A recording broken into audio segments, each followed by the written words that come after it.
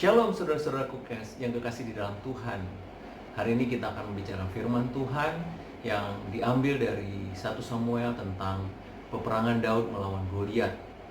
Mungkin kita sudah sering mendengar tentang firman Tuhan ini, tapi saya percaya akan ada berkat Tuhan yang baru yang saudara-saudara kekasih bisa dapatkan. Kita akan mulai membaca firman Tuhan ini dari 1 Samuel 17:1 ayat 1 sampai 3. Orang Filistin mengumpulkan tentaranya untuk berperang. Mereka berkumpul di Sopo, di tanah Yehuda, dan berkemah di antara Sopo dan Azeka di Efes Damim. Saul dan orang-orang Israel juga berkumpul dan berkemah di lembah Tarbantin. Mereka mengatur barisan perangnya berhadapan dengan orang Filistin. Orang Filistin berdiri di bukit sebelah sana, dan orang Israel berdiri di bukit sebelah sini. Dan lembah ada di antara mereka. Lalu tampillah keluar seorang pendekar dari tentara orang Filistin. Bahasa Inggrisnya dikatakan, then a champion came out from the camp of the Philistines. Iblis selalu menamakan dirinya champion, pemenang. Dia pikir dia adalah si pemenang. Atau mungkin dia sedang ingin menyangkal jati dirinya. Jati dirinya adalah the loser instead of the champion. Si kalah, si pecundang. Tapi dia selalu ingin menunjukkan bahwa dia adalah pemenang. Dia kasih virus, dia kasih penyakit, dia bunuh orang, dia buat kejahatan berkuasa. Dia ingin terlihat sebagai pemenang. Dia ingin terlihat berkuasa. Lalu dikatakan namanya adalah Goliat dari Gat, tingginya 6 hasta sejengkal. Namanya adalah Goliat. Goliat artinya splendor. Dia ingin juga dianggap hebat. Splendor itu artinya hebat. Dia ingin dianggap yang paling hebat. Bahkan dia ingin namanya lebih hebat daripada Yesus. Karena itulah dia juga dilemparkan dari surga. Dia ingin semua manusia terkesima akan reputasi dia dan apa yang dia bisa lakukan dalam hidup kita. Seperti nama Goliat, nama COVID-19 ini juga seperti ingin terkenal hebat, termasyur. COVID-19 sudah menjadi jaminan kematian bagi banyak orang. Jaminan kehancuran ekonomi dan finansial bagi banyak orang lainnya. Tidak terkecuali anak-anak Tuhan. Saat ini anak-anak Tuhan sepertinya sedang mengalami kekalahan. Banyak hamba Tuhan meninggal, bisnis anak Tuhan gak jalan, penghasilan berkurang, kekhawatiran, kecemasan, dan ketakutan menghantui. Dia pikir nama COVID ini yang membunuh hamba-hamba Tuhan. Dia pikir nama COVID ini yang membuat kesulitan bagi ekonomi dan finansial banyak orang. Sama seperti saat dia pikir bahwa dialah yang menyalibkan Yesus, dialah yang membunuh Yesus. Tetapi saya ingin beritahu saudara, Yesus tidak pernah dipaksa untuk disalib dan dibunuh.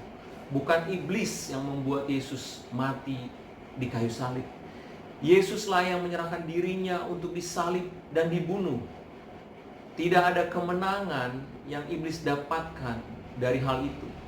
Kemenangannya adalah semu. Tanpa izin Tuhan, semuanya tidak akan pernah terjadi. Dia tidak pernah menjadi pemenang. Dia adalah si pecundang, the loser of all time. Apapun yang dia lakukan, dia tidak pernah lepaskan jati dirinya dari dia sendiri, bahwa dia adalah si pecundang. Mungkin kita melihat kematian hamba-hamba Tuhan sama seperti kekalahan terhadap virus corona. Saya bilang tidak. Buat kita hidup adalah Kristus, mati adalah keuntungan. Either way, dua-duanya kita selalu menang. Kita hidup untuk Kristus. Kita mati, kita akan masuk ke dalam surga. Kita tidak akan masuk ke dalam neraka. Karena kita kalah kalau kita masuk ke dalam neraka. Tetapi firman Tuhan katakan, hai maut, di manakah sengatmu? Hai maut, di manakah kemenanganmu? Maut telah ditelan oleh kemenangan. Semua hamba Tuhan yang mati, yang meninggal karena COVID, mereka sudah percaya kepada Yesus, mereka pasti masuk surga. Mereka memenangkan pertandingan di dunia ini dan juga menjadi pemenang di alam baka nanti. Tidak ada kemenangan iblis di dalamnya. Kalau saat ini mereka meninggal, saya percaya itu karena tugas mereka sudah selesai di dunia ini. Mereka sudah memelihara iman mereka. Dan kalau Tuhan belum selesai dengan kita, saya percaya kita tidak akan dibiarkannya mati dengan cara apapun. Kita harus punya confidence tentang ini. Hidup mati kita ada di dalam tangan Tuhan. Waspada harus, tetapi virus ini tidak seharusnya menjadikan kita lumpuh. Kita masih bisa terus berdoa buat banyak orang. Kita masih terus bisa mengerjakan apa yang Tuhan mau dalam hidup kita. Lalu di ayat selanjutnya dikatakan ketopong tembaga ada di kepalanya. Dan ia memakai baju zirah yang bersisik. Berat baju zirah ini 5.000 shikal tembaga. Dia memakai penutup kaki dari tembaga dan di bahunya ia memanggul lembing tembaga. Gagang tombaknya seperti pesa tukang tenun. Dan mata tombaknya itu 600 sikal besi beratnya. Dan seorang pembawa perisai berjalan di depannya. Perhatikan betapa sombongnya dia. Bajunya setara 50 kilogram. Karena berlapis, bayangkan betapa beratnya. Mata tombaknya saja 6 kilogram. Dan ada asisten untuk bawain perisainya dia. Dan ketika dia berbicara, seluruh tentara Israel diam. Tidak ada satupun yang sanggup berbicara. Ia berdiri dan berseru kepada barisan Israel. Katanya kepada mereka, mengapa kamu keluar untuk mengatur barisan perangmu? Bukankah aku seorang Filistin dan kamu adalah hamba Saul? Pilihlah bagimu seorang dan biarlah ia turun mendapatkan daku. Jika ia dapat berperang melawan aku dan mengalahkan aku, maka kami akan menjadi hambamu. Tetapi jika aku dapat mengungguli dia dan mengalahkannya, maka kamu akan menjadi hamba kami dan takluk kepada kami. Pula kata orang Filistin itu, aku menantang hari ini barisan Israel. Berikanlah kepadaku seorang supaya kami berperang seorang lawan seorang.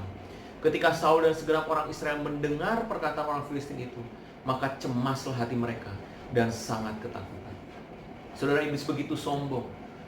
Goliat begitu sombong. Dia menantang bangsa Israel satu demi satu. Karena dia merasa dia paling kuat, dia paling hebat, dia paling jago. Dan semua bangsa Israel diam. Semua cemas. Mereka sangat ketakutan. Lalu kalau Anda perhatikan, cerita ini berhenti. Ketika anak Tuhan ketakutan, cerita berhenti. Ketika anak Tuhan dikuasai oleh kecemasan, cerita tentang kepahlawanan mereka berhenti. Sampai dikisahkan ada seorang pahlawan. 17 ayat 12 dikatakan Daud adalah anak seorang dari Efrata dari Betlehem Yehuda yang bernama Isai. Isai mempunyai 8 anak laki-laki. Pada zaman Saul orang itu telah tua dan lanjut usia. Daud, ada satu cerita, satu kisah tentang seorang pahlawan namanya Daud. Daud artinya the beloved. Seorang yang sangat dikasihi Tuhan. Kau bisa melawan COVID-19 ini kalau kau menyadari bahwa engkau adalah the beloved, seorang yang sangat dikasihi oleh Tuhan. Ayat 13 selanjutnya dikatakan, ketiga anak Isai yang besar-besar telah pergi berperang mengikuti Saul. Nama ketiga anaknya yang pergi berperang itu ialah Eliab, anak sulung. Anak yang kedua ialah Abinadab. Dan anak yang ketiga adalah Syama. Nama Eliab tidak bisa mengalahkan Goliat. Nama Abinadab tidak juga bisa mengalahkan Goliat. Tidak juga nama Syama. Tidak ada nama yang bisa mengalahkan Goliat. Ayat selanjutnya katakan, sedang ia berbicara dengan mereka, tampillah maju pendekar itu. Namanya Goliat, orang Filistin dari Gad dan barisan orang Filistin itu. Ia mengucapkan kata-kata yang tadi juga, dan Daud mendengarnya. Ketika semua orang Israel melihat orang itu, larilah mereka daripadanya dengan sangat ketakutan. Berkatalah orang Israel itu, sudahkah kamu melihat orang yang maju itu? Sesungguhnya yang maju untuk mencemoohkan orang Israel. Orang yang mengalahkan dia akan dianugerahi raja kekayaan besar. Raja akan memberikan anaknya yang perempuan kepadanya dan kaum keluarganya, akan dibebaskannya pajak di Israel. Lalu setelah itu Daud berkata,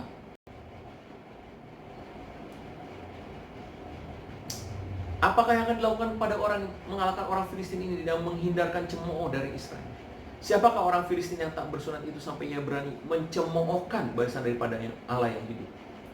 Lalu selanjutnya ketika Eliab, kakaknya yang tertua, mendengar perkataan Daud kepada orang itu, bangkitlah amarah Eliab kepada Daud sambil berkata, mengapa engkau datang? Dan pada siapakah kau tinggalkan domba yang 2-3 ekor itu di padang gurun? Aku kenal sifat pemberanimu dan kejahatan hatimu. Engkau datang kemari dengan maksud melihat pertempuran. Tetapi jawab Daud, perhatikan ini saudara-saudara. Tetapi jawab Daud, apakah yang telah kuperbuat? Hanya bertanya saja. Bahasa Inggrisnya menjelaskan dengan lebih baik. Now what have I done? Said David. Can I even speak? Can I even speak? Apakah aku tidak boleh bicara saat ini? Apakah aku tidak boleh menyatakan sesuatu saat ini? Ketika semua orang Israel diam, ketakutan, seharusnya kita yang berbicara. Seharusnya Daudlah yang berbicara. Engkau harus berbicara. COVID-19 ini mungkin membuat banyak orang terdiam, ketakutan. Tapi saat ini engkau harus berbicara. Engkau harus katakan apa yang menjadi firman Tuhan di dalam hidupmu hari ini. Hai maut, di manakah sengatmu? Hai maut, di manakah kemenanganmu? Maut telah ditelan dalam kemenangan. Blessing for my family. The blood of Jesus covers my family. Blessing for this country. Blood of Jesus saves this country. Speak now.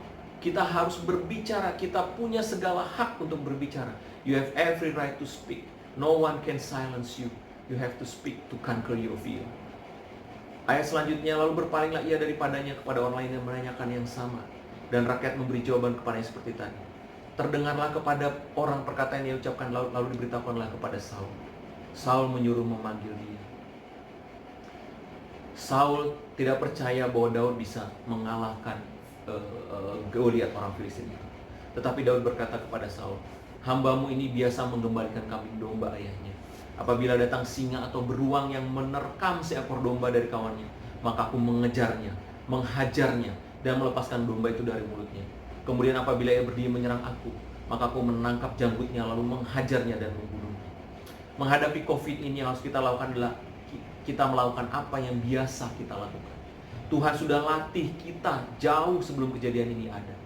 Daud sudah dilatih menghadapi singa dan beruang, sehingga dia sudah siap untuk mengalahkan Goliat. Memang kita suka mendengar bahwa saat-saat seperti ini baiklah kita semakin mendekat kepada Tuhan.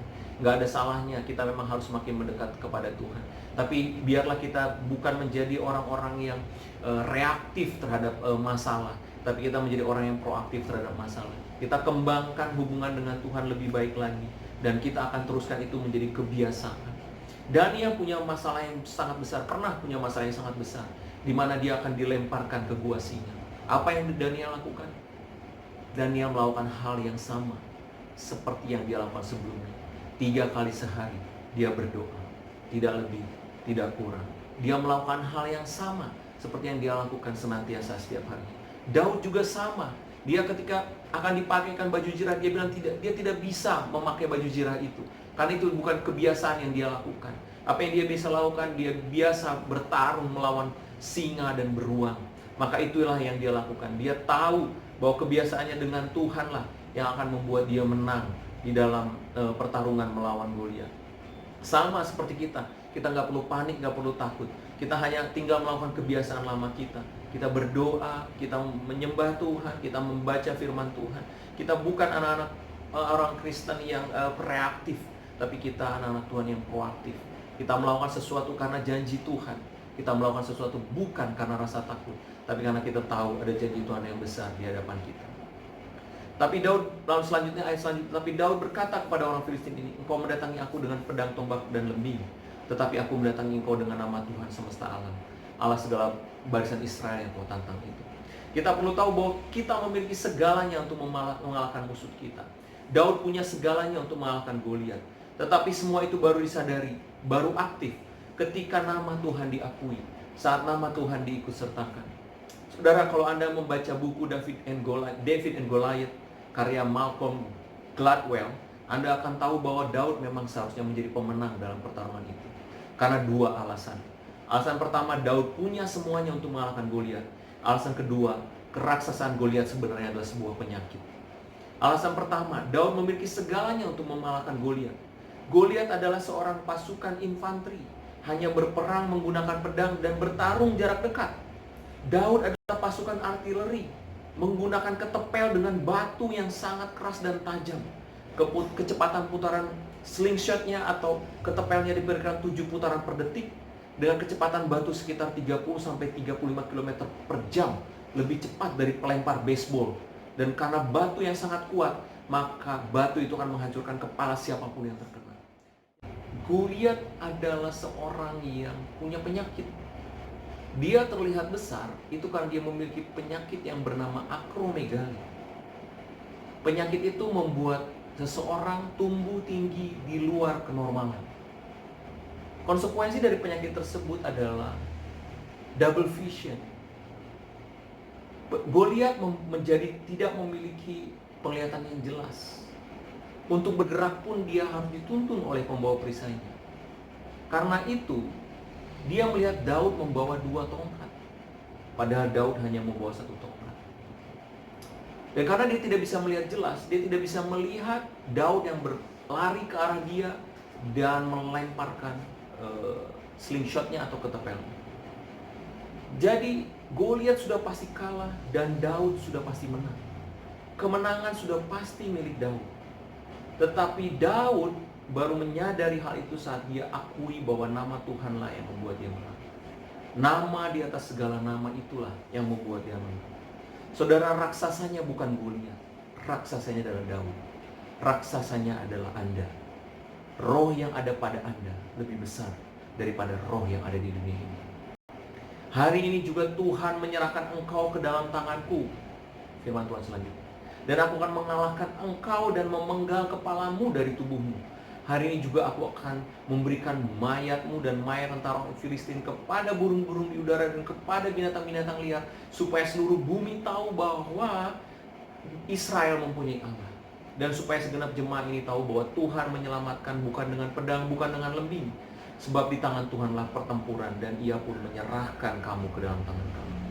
Perkataan Daud ini mengakhiri argumentasi mereka. Daud membungkam Goliat dengan perkataan ini. Teruslah berkata-kata sampai iblis yang bungkam. Jangan biarkan diri kita yang dibungkamkan oleh iblis. Selama kita masih hidup di dunia ini, kita akan selalu terus berperang. Berperang melawan roh jahat di udara, berperang melawan penguasa-penguasa di udara. Jangan sampai kita dikalahkan oleh iblis. Dia ingin selalu membuat keraguan di dalam hidup kita. Terus perkatakan iman kita. Kita kalahkan iblis sampai iblisnya yang bungkam, bukan kita yang bungkam. Iblis seperti Goliat juga akan terus menteror kita dan akan mengintimidasi kita. Jangan mau kalah. Teruslah berbicara, teruskan perkatakan firman Tuhan sampai iblis yang dibungkam. Ayat selanjutnya, Daud berlari mendapatkan orang Filistin itu, lalu berdiri di sebelahnya, diambilnya pedangnya, dihunusnya dari sarungnya, lalu menghabisi dia. Dipancungnya lah kepalanya dengan pedang itu. Yang membunuh Goliat memang batu, tetapi yang membuat Daud bisa menyiarkan kemenangan itu adalah dengan memenggal kepala Goliat dengan pedang Goliat sendiri. Pedang yang dimaksudkan untuk membunuh Daud malah menjadi senjata untuk Daud memenggal kepala Goliat. COVID-19 yang dimaksudkan untuk mengalahkanmu akan Tuhan pakai untuk memperkenalkan kebesaran nama Tuhan lewatmu. Karena COVID-19 lah keluargaku dipulihkan. Karena corona inilah saudara-saudaraku mengenal Tuhan. Karena corona bisnisku semakin diberkati. Dan masih banyak lagi. Virus corona yang dimaksudkan untuk menghancurkan hidupmu akan kau pakai sebagai senjata untuk memasyurkan nama Tuhan di dalam hidupmu. Ayat terakhir, ketika orang-orang Filistin melihat bahwa pahlawan mereka telah mati, maka larilah mereka. Saudara, ketika ketakutan menghampirimu, maka biasanya engkau akan diam. Engkau tidak akan produktif dan engkau akan gagal. Karena itu Mazmur 107 ayat 6 katakan, maka berserulah kepada Tuhan, dan berserulah mereka kepada Tuhan dalam kesesakan mereka, dan dilepaskannya mereka dari kecemasan mereka.